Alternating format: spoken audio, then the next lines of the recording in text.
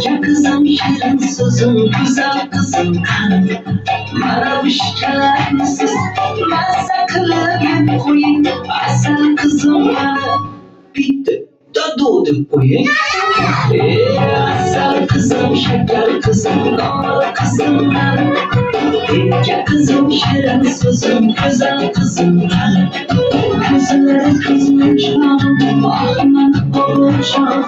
Geldi diyen kalbimiz, her taraf gider çarçam. Köylerimiz çırayı, sızından çırayı. Sensiz mümkün, hanımeden çırayı. Asıl kızım, şeker kızım, damat kızım ben. Erken kızım, şirin sözüm, güzel kızım ben.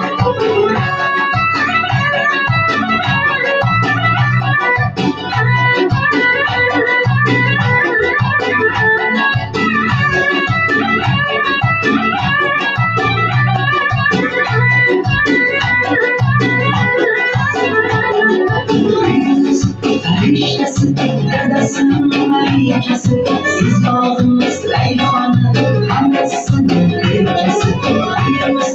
Periştesi, dedesinin melikesi. Siz bağımız reyhanı, annesinin melikesi. Köyümün asmanı da, oynamaz siz bana. Yengi köylekçemizde, benden bir ötürü.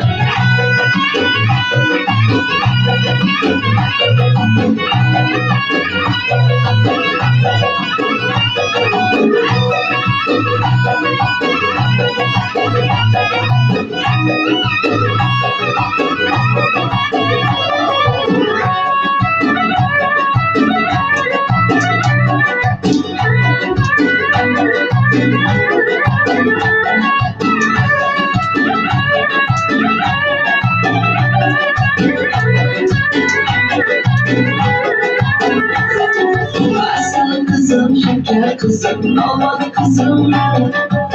Koca kızım, şirin sözüm, güzel kızım kanım. Bana müşkeler misiniz?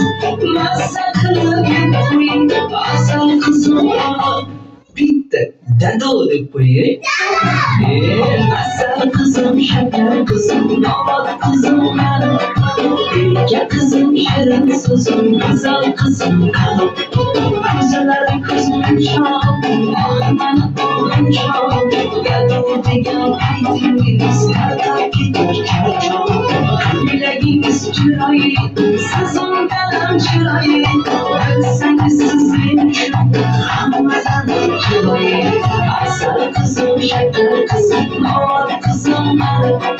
Erken kızım, şirin sözüm, güzel kızım ben. Bana müşkeler misiniz? Ben saklı koyayım. Asıl kızım bana. Da doğduk koyayım.